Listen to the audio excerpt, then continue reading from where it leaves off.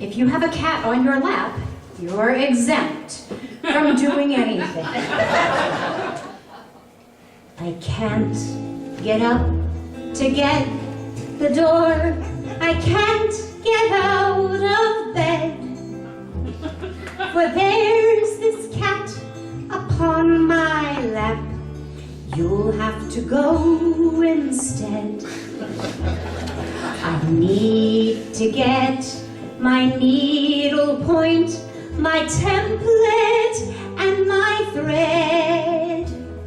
But there's a cat upon my lap. You'll have to go instead. No bikes and rakes and shovels need to go back in the shed.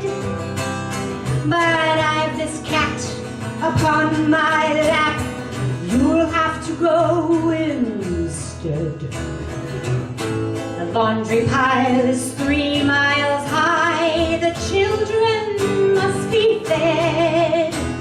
But I've this cat upon my lap. You'll have to go instead. I'm getting ancient, old and gray. I really should be dead. But then